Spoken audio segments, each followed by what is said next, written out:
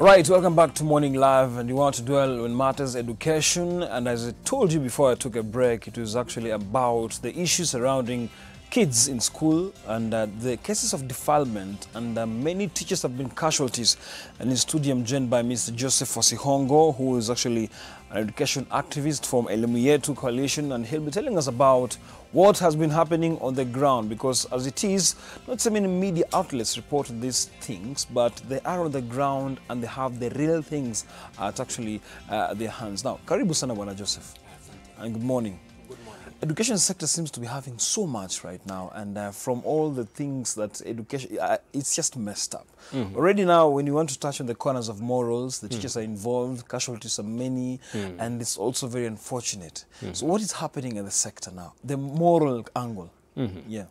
I think what is important and to state, number one, is that teachers are not generally pedophiles. But there are pedophiles among teachers. And what they do, they commit a crime according to the Sexual Offences Act. So what they do is criminal, and for those that are implicated, they're supposed to be arrested and prosecuted within the confines of the law. I think also the element is that we have damning statistics to show that there is something that is going on within our schools that shouldn't be happening. And the admission by TSE on the report and giving us statistics about 1,200 teachers being deregistered from 2010 to date on this particular issue is really damning. Yeah.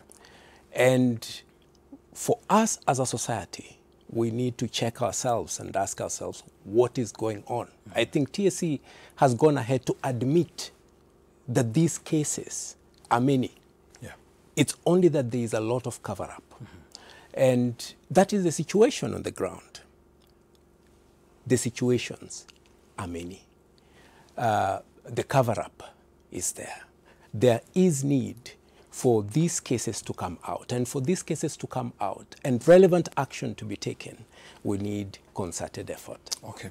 Now, deregistration is not only the solution, because there's something about morals. Let's go back to the teachers training colleges. And now, because this is where now everyone is cultured to now go and of course spread the knowledge and teach now. Do we have anywhere in the curriculum in the teachers training colleges where sanity and just morals are touched onto these potential teachers? Is there anywhere maybe where even we have counselors in these colleges? Because already those numbers are too high for a nation like Kenya. So maybe you can tell us, is there any way, or if there is no any other way, like what will be the solutions out of this?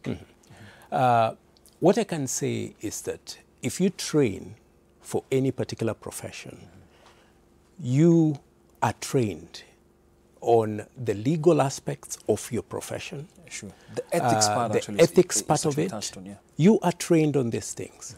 Now, the TSE has got a code of conduct. Yes. It has got a code of regulations. You cannot train as a teacher without being familiarized with these aspects of teaching. Sure.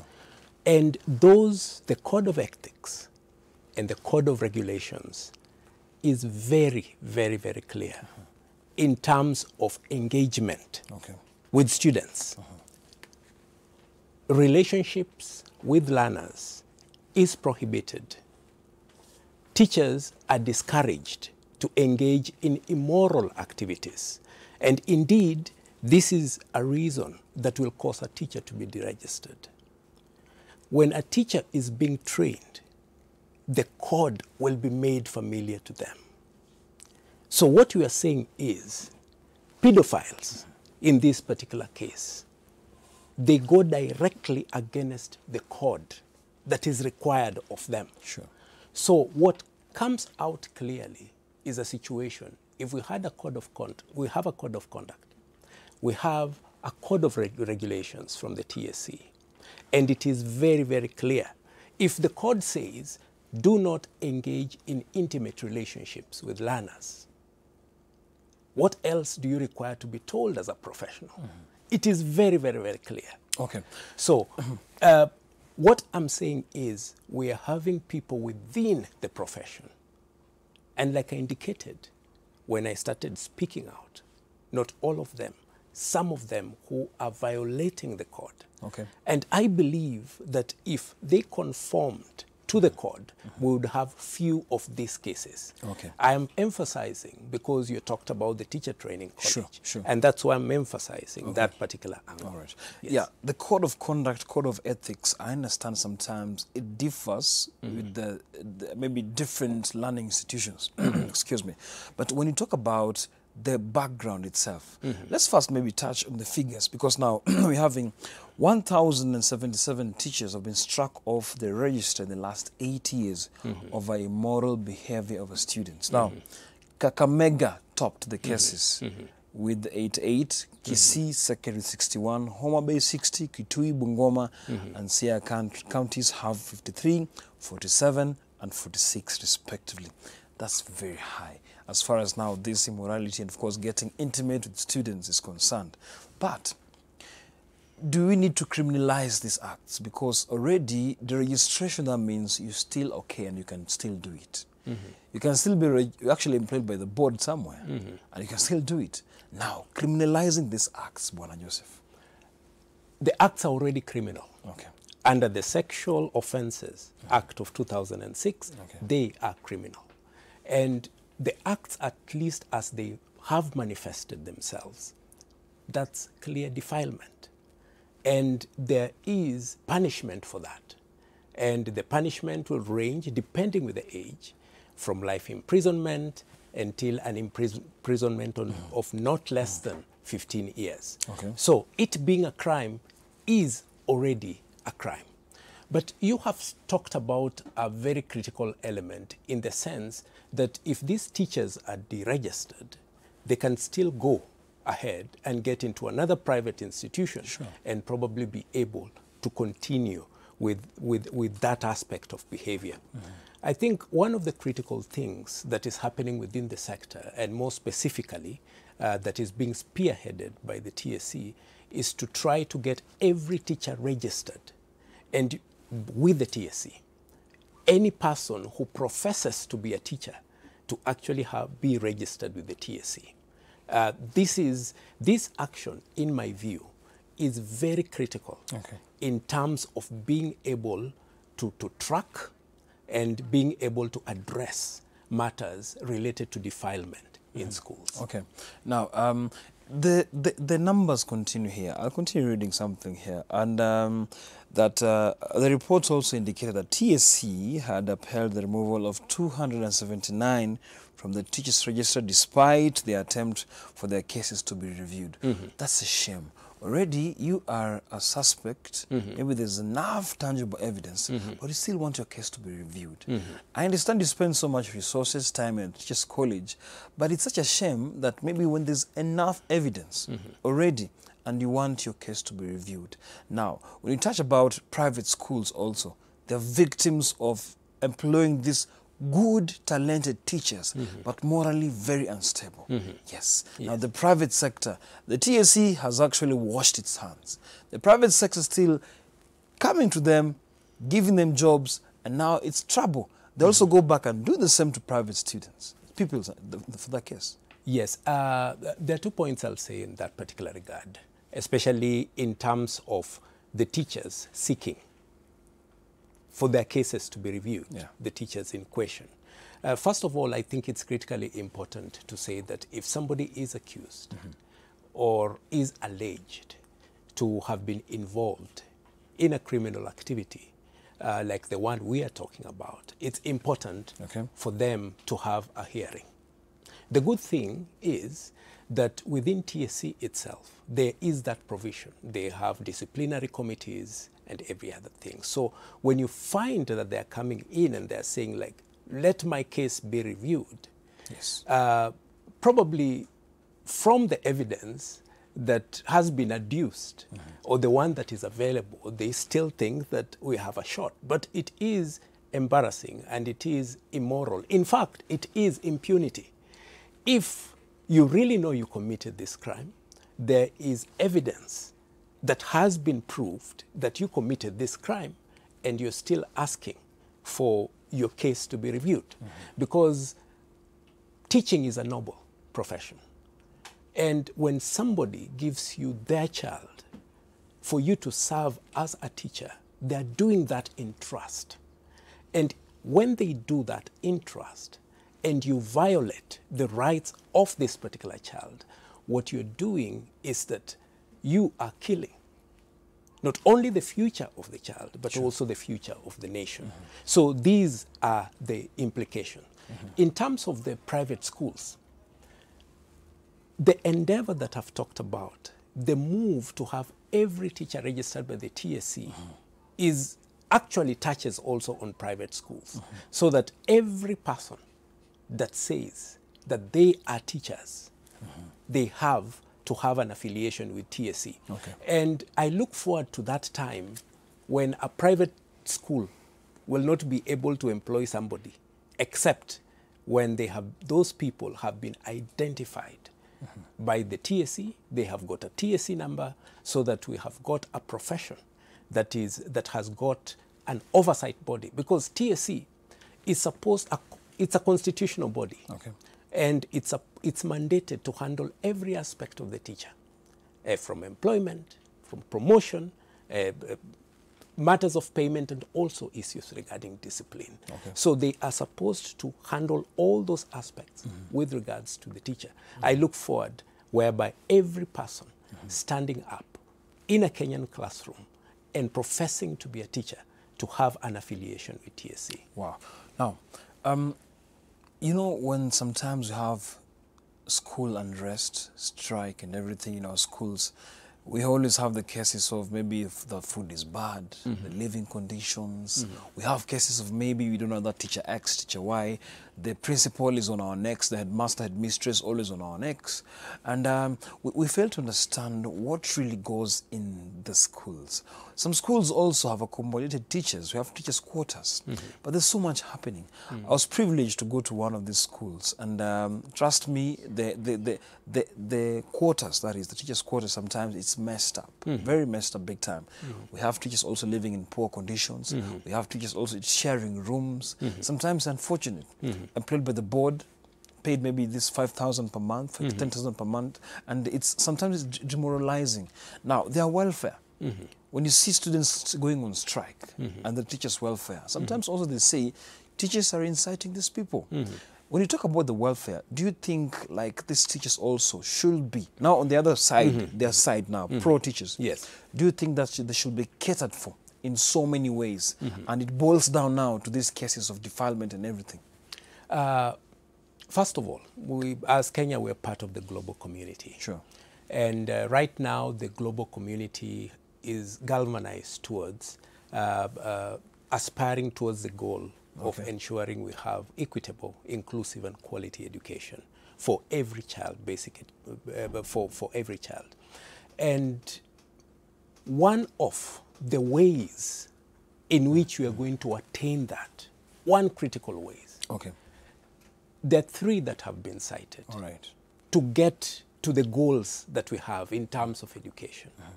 One of it has to do that the environment of the child should be okay.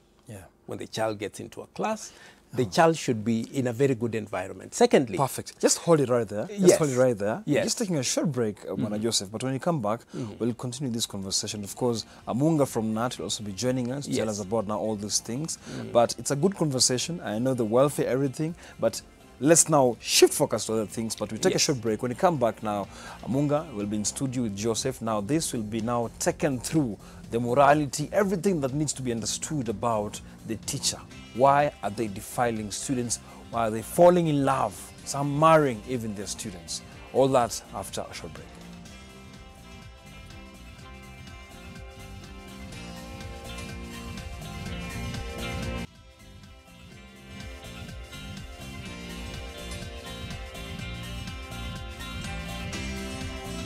Welcome back to Morning Live. Education in a crisis. So many things have been happening behind the scenes, and now the statistics have come out. The damning statistics about teachers preying on their students, on the learners, is actually very unfortunate. Western Kenya, mostly affected. I don't know what's happening on those sides. And in studio, of course, Amunga has joined us. Joseph from, that is Elemietu, is here. And we continue this conversation. You are now trying to put a point across before you took a break. Sure. Yes. The point that I was putting across is that there are three critical areas globally, and even Kenya being part of the process, in terms of attaining our education goals. And without addressing these areas, it will not be able, we are not going to be able to attain those goals. One of the areas has to do with the environment of the child being very conducive for learning. Two, globally, the provision of scholarships to enable learners to access learning. And third, related to this, that we need to have a teacher that is well provided for, that is well paid, that has got good incentives. Now, in terms of the teacher welfare, I don't think there's anybody else who can talk well about a teacher welfare than the unions themselves.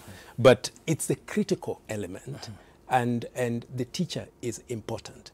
So going back to the discussion we are talking about, and when we hear about strikes, it's critical to have the aspects of the teacher also catered for. It is important, and globally it is recognized. For us to attain our goals in terms of having an equitable, inclusive, and quality education, the aspects of the teacher must be taken into consideration. All right, Amunga, as a teacher, you've been in the scene for more than 20 years. Yes. And when you talk about pedophiles, it's very unfortunate. Yes, we have other industries where learners are involved. We even have universities also. But again, universities, maybe there's an aspect of above 18 years, above age. 20 years. The age matters really comes in, and this will protect the lecturers in this situation. But primary schools, high schools, these are below 18 years students, and you're seeing teachers with confidence just going to fall in love with a kid in school. What is happening, Bwana Mwalimu? Yes. First of all, it's not falling in love. It's something bad. You know, the thing is, the reason I'm saying to fall in love, you lead this student who is very innocent, very green, doesn't even know about anything. And then you now teach her, or even him. That, in fact, the cases are so many. They're also there. Yeah. So you kind of derail them from that education and show them that they're so important than education. It's important we get this right, that the report that came out talked about teenage pregnancies. Actually, that was what the report was all about. And the teachers CEO, that's Teacher Service Commission CEO, Nancy Macharia, appeared before Parliament to just shed light on the role of teachers in these teenage pregnancies. So that big headline and what you people in media are hyping, the truth of the matter is that Nancy said, out of those pregnancies, 2% contribution of that to make that kind of early teenage pregnancies, teachers contribute 2%. That teachers, but out of a whole 100%. Already, now I'm not defending it. The 2% is unfortunate. It's very unfortunate. In fact, it shouldn't even. There's goodness. Yes. And again, I must put it very clearly. I'm sorry if I may sound a bit biased. First of all, we are condemning that act. As teachers, as members of the union, the Kenya National Union of Teachers does not protect. In fact, NAT does not protect teachers who are involved in those kind of pedophiles and those kind of, taking advantage of the learners. We don't condemn it, and we don't accept it. It's totally unacceptable. However, we have had cases, especially even in high schools, whereby girls have framed teachers. We have been in places, in cases where we have had a teacher has been framed by a girl. We have students nowadays, especially in high school, let me start with high school, where girls are so mature, so not mature, let me change the word. They know what is happening. They are sexually kind of active. So by the time they reach Form 1, Form 2, they're active out there. And so when they come to school, they even practice kind of, they try to start kind of wanting to lure teachers, doing things that are very funny so that a teacher can fall into temptation. But we are saying this, and we want to make it very clear. Teachers are professionals. Teachers are well trained. Teachers are trained in psychology, in physiology, in all these things. They know that it is wrong against the code of conduct for teachers. I was going to that part of the code of conduct, actually. Yes. Yeah. Yes, the code of conduct for teachers is very clear that if you are found, you are not only expelled from the payroll and the Teacher Service Commission, you are also charged in a court of law. And defilement goes with a very heavy kind of fine and even punishment. Okay. Now, Joseph, Bonamunga touched on something very, very sensitive and critical here, that other students also go to school with an intention to frame these teachers and lure them into these acts. Now, you mentioned before he came, code of conduct. Everywhere, the ethics actually have to be observed. Now, when you talk about code of conduct, temptations are here. Temptations are there left, right, center. But in the back of your mind, you mentioned a very key word, professionalism. Now, it goes hand in hand with code of conduct. Don't you think it's a high time that teachers should now incorporate professionalism to now kind of escape from these temptations?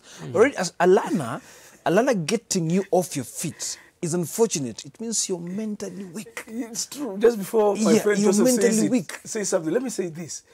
Teachers are professionals. They are bad eggs everywhere. Even pastors, they are there. You know, the media wants to hype it and look like, oh, teachers are doing these things. Teachers is 2%. Border borders are there. They are doing these things. Pastors are there. They are doing these things. Now we are talking about teachers. Basically, Bonamunga, we're talking about the teachers. 2%. It is wrong. When you say 2%, it's very unfortunate. Code of conduct. Do you think now, when the reverse happens, we used to see a teacher luring a student, or a learner for that matter. Learner now, the reversed roles now coming into picture.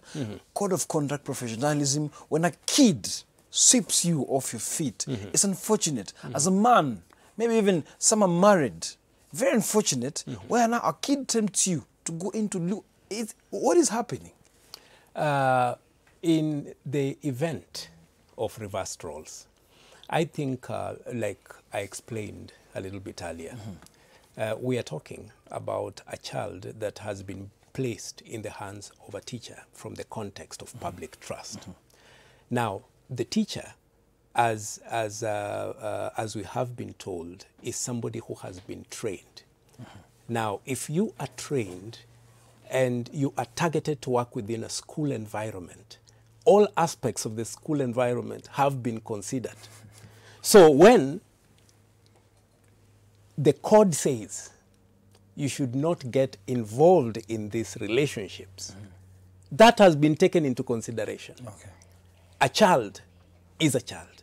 And the mentality that we should have towards the child, the moment we're engaging with the child, we should have the mentality, the aspect of protection. Okay. Okay.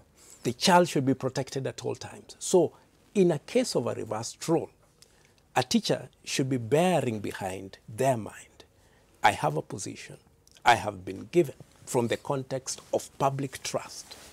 I have the responsibility of protecting this particular child. It doesn't matter where the temptation is coming from. This is a child.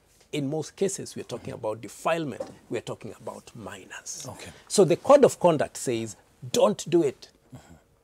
Don't do it. And like he said, that yes. And I remember beginning with the statement that teachers should not generally be portrayed as pedophiles, but there are pedophiles amongst teachers. Okay. So in the aspect of pedophiles being amongst the teachers, That is true. That is true. they should be arrested, they should be prosecuted within the confines of the law. But there is no excuse. We are talking about minors. If two adults are involved in this outside the school environment, and we are not talking about students, because even the code is clear, it doesn't matter whether they are 18, so long as they are students, that is different. Okay. Outside, you can talk about temptation as much as you want. Yeah. That is outside the school setting. But they are not even students. These are two adults, probably consenting, one consenting, the other not consenting. Sure. The temptations and the tactics and the whatever, that is different. But in the school environment, the teacher has to take the higher ground. Okay. There is no negotiations about it. They have to take the higher ground. Bonamunga, now, when you talk about living on the edge, from primary school pupils to students from 1 to 3. We talked about the learning institutions, our TTCs, our teachers training colleges, that need to instill something. Of course, code of conduct is a very, very important part of their lives. Yes. Now, counseling, these people who should hold these people's hands. Not everyone is the same. You've mentioned not all teachers are actually pedophiles. But you see, when such cases come in, can it be noticed earlier on? Yes. You know, this signs that you can see in someone say, huyu atenda kwa shule, and will actually mess up everything. Yes. Those signs actually, do they need to go through these tests just to make sure actually these people need to protect our pupils? Actually, sorry, the Ministry of Education, through the former CS Amina Mohammed, had said they'll start counseling, guidance counseling desks in every school. In fact, they said gender desks. Gender desks. So that to stop this thing we are calling it. Now, even at NAT, we have a desk called gender and violence, sex-based violence in schools, whereby even as a union, we are teaching our teachers how to avoid and also how to detect such a problem or such a person in our midst. Detection. To detect. We have to detect that kind of person. So we have set up detection mechanisms in schools whereby we are able to know a pedophile or a person who has bad behavior. And also, we are also urging parents that also take responsibility. Start teaching your children that if somebody does this or says or makes this kind of suggestion, carry for me exercise books to my house, go do this for me, do this. You know, let a child as early as possible start knowing the boundaries that somebody can go with him or with her. Now these things, it's a societal problem whereby we have to, all of us, engage. Parents must be involved. And we are saying that as early as a child starting to go to school, even ECD, you leave your child with your house boy or with your house girl in the house, you need to have started training your child early. When uncle comes to the house, let uncle not do this. If somebody touches your hand like this for long, you as a child scream or say something or tell me, so that the children are taught in advance. But apart from that, in schools also, we are having principals under the association called the Kenya Secondary Schools Heads Association, Kenya Primary Schools Heads Association. In those meetings, they're also coming up with trainings whereby they are talked to with the experts like my brother here, and other experts come to those meetings to teach them how to detect a teacher who has come in their school and is not a right person. It's very easy to detect this kind of people. You will discover the way they gaze at, they stare at the children. You'll discover, you'll see something that's not right with that person. And you start warning them. But apart from that, the Teacher Service Commission also has come up with dress code. This is the dress, because we have even boys who are being lured into early kind of sex with female teachers. So the way teachers also dress when they're going to class. I used to be in a school whereby guys used to fail mathematics because our teacher, they used to call her sweetie. The boys used to believe the lady is too good looking. So all the time she's teaching, they were just gazing at madam. Now, to stop that, Teacher Service Commission also has a dress code for female teachers in boys' schools. They dress, the dress at least should reach below the knee. It should not be so tight. Even male teachers, those jeans, those tight jeans that you see, it is wrong for you as a male teacher to go with a tight jean or what we call pencil trouser in a class of girls. So all these things come into play. How you dress, how you talk to the students. Now even small things like even teachers' quarters are out of bounds. Girls and boys should not go to visit a teacher in their quarters. All right. I understand what you're saying, but you see, let's not talk about Tanzania. For example, the government is very unfortunate actually from where we're seated. If you get pregnant, not going back to school. That is how Tanzania is actually operating. Now, what's your opinion on this? Because now you are one of the people who are spearheading the rights for this, for equal opportunities now. As much as in Kenya, these are neighboring countries. The EAC is coming. It's actually, taking shape, but of course you haven't seen the fruits. But still, what do you think about what is happening in Tanzania where the government has said, as a student, you get pregnant, no going back to school after delivery? First of all, I think I will begin by stating that it is important for every child to get that basic education. And that being the case, it means that whether they are pregnant or not pregnant, they should get this particular education.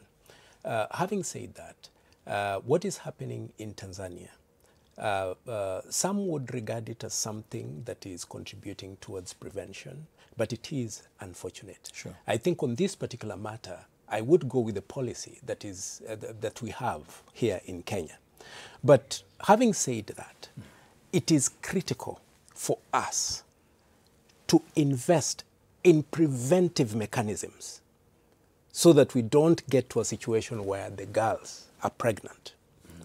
And then we ask ourselves, what do we do after this? And in that particular regard, it's the responsibility of everyone, from school and outside school. The child's ecosystem, learning ecosystem, is very rich, and everyone is involved. The critical aspect, even as we talk about prevention, is to ask ourselves, within our space of influence, as a parent, as an administrator, as a religious person, what are we doing to prevent this from happening? When we are now with that particular problem, that there is a child now who is pregnant and has not finished the cycle of education, then within the policy framework, the re-entry process, they should be permitted to come back, because education is a basic right. Okay. Yeah. Of course, Magufuli, the president in Tanzania, was a teacher. In fact, he was a leader of a union like ours. And sometimes we keep wondering, is there something wrong? Sometimes he makes statements or does things which make some of us who are teachers like him wonder, because that one is unfortunate. Students learning is a right. Education is a right, whether one is pregnant or not. And again, those students who fall pregnant, it's not their mistake. It could be, as we are reading in papers, it could be the adults who are, luring this kind of children. So you cannot blame the learners for that kind of thing.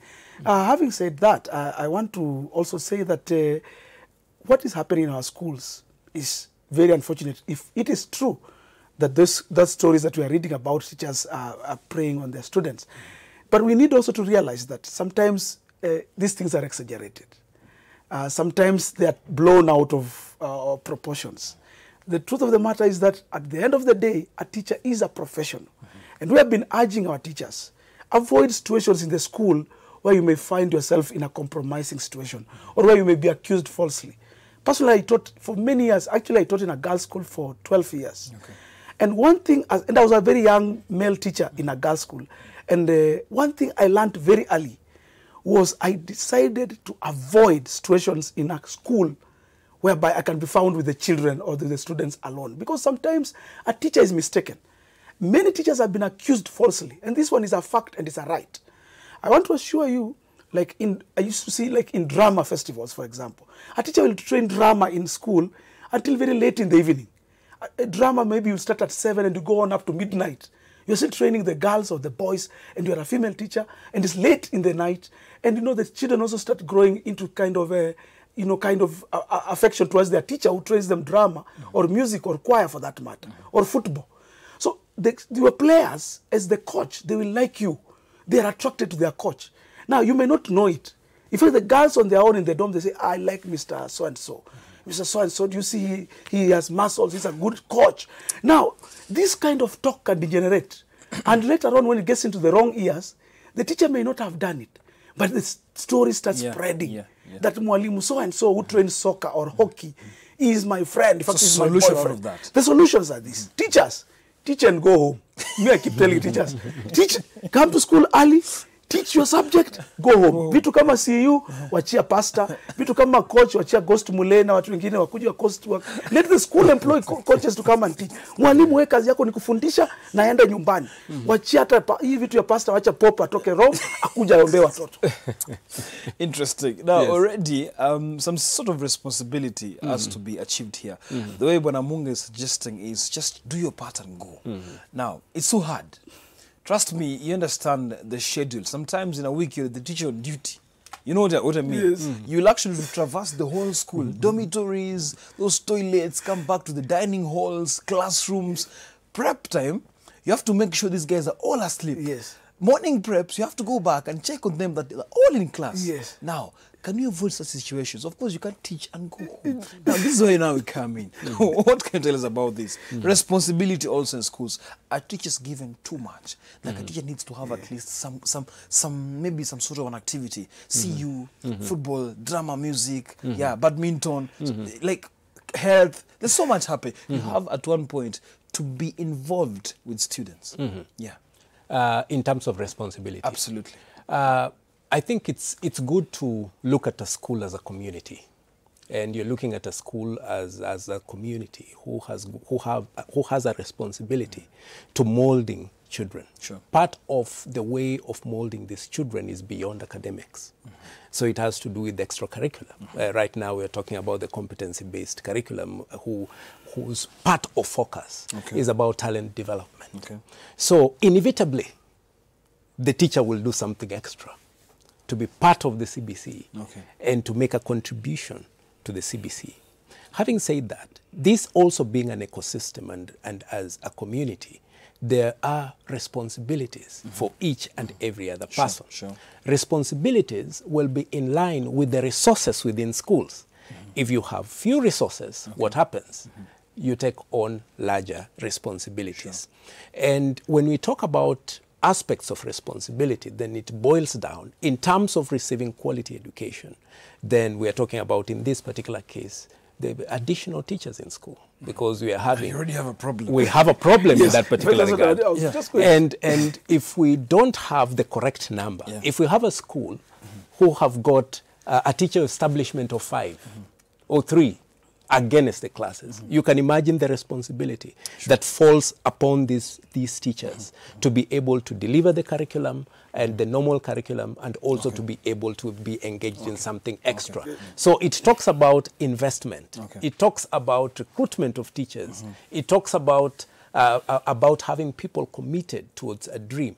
And when a teacher has got this heavy burden, it is very, very easy for them to be demoralized. Because they require also time to relax. Let's see this. As we wind up also.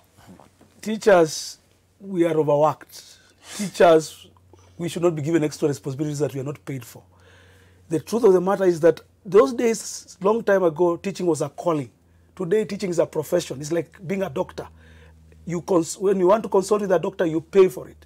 For whatever disease you are doing, you pay for it. The thing is that as teachers, we are going to take extra responsibilities. And we want to make this very clear. So the we are telling our teachers our responsibility is to teach and go home. I don't know that these other things are these problems that we are now reading about sex and whatever in schools is because we are taking too much responsibilities. Let us keep avoid them. Thank you so much, Bwana Munga. Of course, I believe where I'm seated that any responsibility taken by a teacher improves his or her profile. Am I wrong? You are wrong. We'll take a short break now. When you come back, you want to focus on volunteerism. Of course, Kenya Red Cross is a flagship, just the unit that actually is really amalgamating so many people from different societies to make sure they volunteer and give back to the community. All that coming to you after a short break.